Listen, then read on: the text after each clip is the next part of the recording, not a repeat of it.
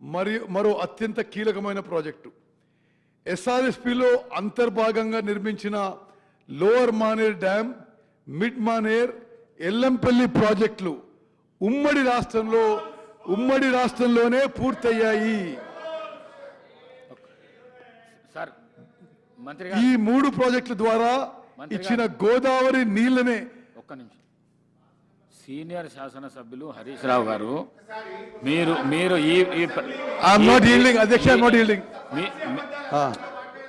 మీకు అవకాశం వచ్చినప్పుడు మీరు మాట్లాడండి. మీకు అవకాశం వచ్చినప్పుడు మీరు మాట్లాడండి.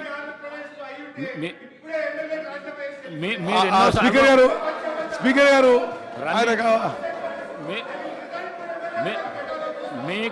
అవకాశం సభలో మీకు అవకాశం వచ్చినప్పుడు మాట్లాడండి.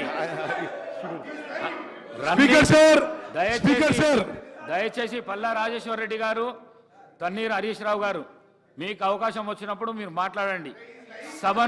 సభను డిస్టర్బ్ చేయకండి. సభను డిస్టర్బ్ చేయకండి. సభను డిస్టర్బ్ చేయకండి. మాట్లాడండి. స్పీకర్ సార్,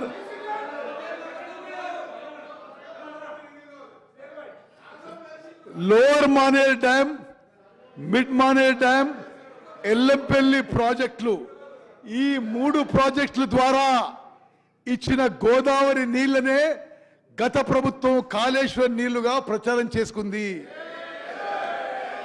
దేవాదుల ప్రాజెక్టు 2 దశలు పూర్తి కావడంతో పాటు కొంత ఆయకట్టుకి గత ప్రభుత్వాల హయాంలోనే నీళ్లందాయి.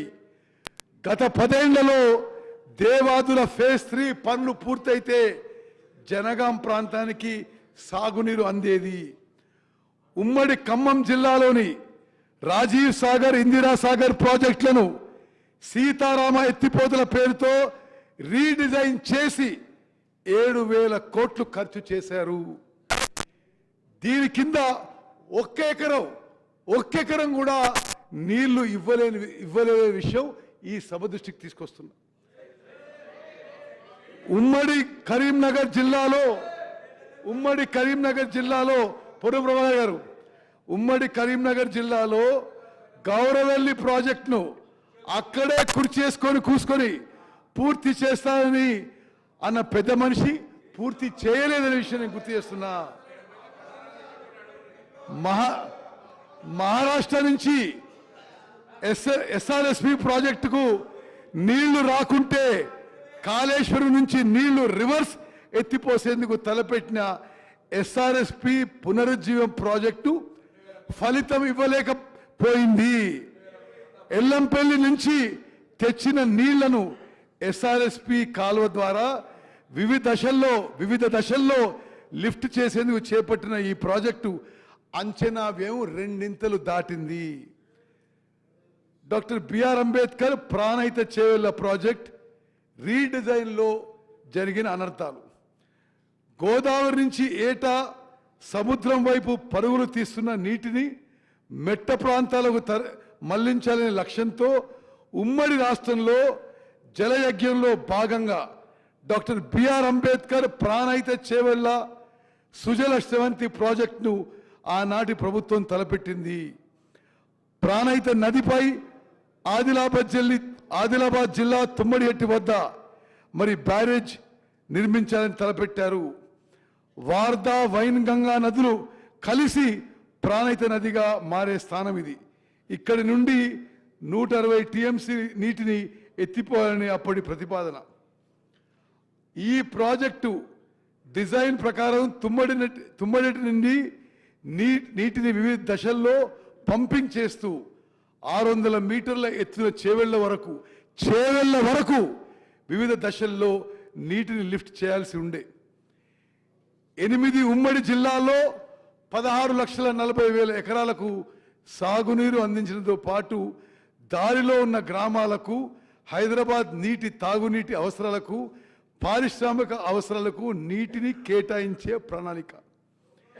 ఈ ప్రాజెక్టును 38,500 కోట్లతో మొదలు పెట్టగా గత ప్రభుత్వం రీడిజైన్ పేరుతో దీన్ని కాళేశ్వరం ప్రాజెక్టుగా మార్చి నిర్మాణ వ్యయాన్ని గత ప్రభుత్వం 1,47,000 కోట్లకు పెంచిన విషయం ఈ సభ ద్వారా నేను మరోసారి మరి ప్రజలకు తెలియజేస్తున్నాను. తుమ్మడి ఎట్టు వద్ద పనులు చేయకుండా 100 కిలోమీటర్ల దిగువన మేడిగడ్డ వద్ద కాళేశ్వరం ప్రాజెక్టును మొదలుపెట్టింది. ప్రాజెక్ట్ సైట్ను 100 కిలోమీటర్ల కిందికి మార్చినప్పటికీ ప్రాణహితలోని వచ్చే వరదపైనే ఆధారపడింది. తుమ్మడి నుంచి ఒక స్టేజ్లో ఎల్లంపల్లికి నీటిని పంపు చేసే ఆస్కారం ఉన్నా దాన్ని పక్కన పెట్టి 3 స్టేజీల్లో నీళ్లు ఎత్తిపోయటం నిర్వహణ పరంగా అది ఆర్థికంగా భారంగా మారింది. కేవలం 21 మీటర్లు మాత్రమే నీటిని ఎత్తిపోస్తే ఎల్లంపల్లికి నీళ్లు చేరడానికి బదులు 3 స్టేజీల్లో 50 మీటర్లు ఎత్తుకు లిఫ్ట్ చేసి తప్పుడు ప్రణాళికలు ఆలోచనలు చేశారు. ప్రాణహిత చేవెళ్ల ప్రాజెక్టును అర్ధాంతరంగా ఆపేయడంతో నష్టం జరిగింది.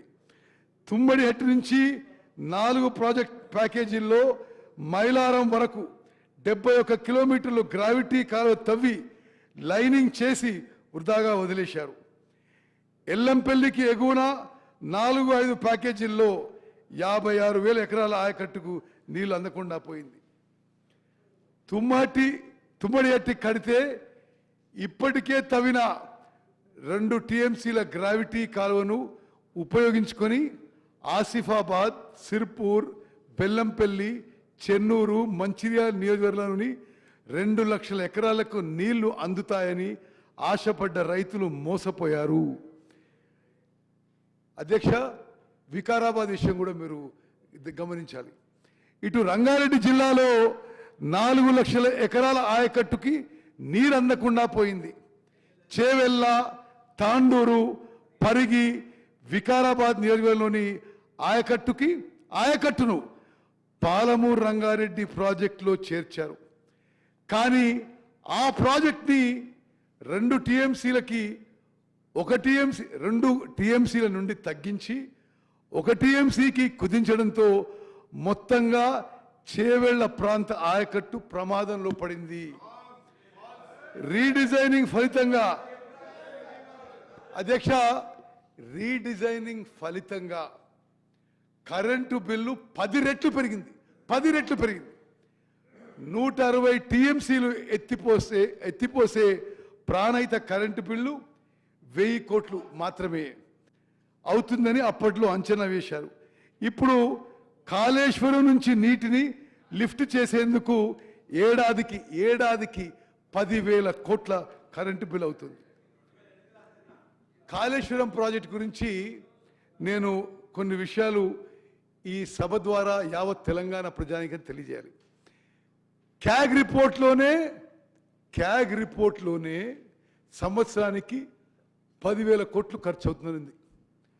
అదీగాక ప్రతి సంవత్సరం ఆర్థిక భారం కాళేశ్వరం ప్రాజెక్ట్ ద్వారా 15,000 కోట్లు. అంటే రాష్ట్రానికి కాళేశ్వరం ప్రాజెక్టు ద్వారా 25,000 కోట్ల ఆర్థిక భారం పడబోతున్న విషయం మరి గమనించాలని రిక్వెస్ట్ చేస్తున్నాను అధ్యక్ష.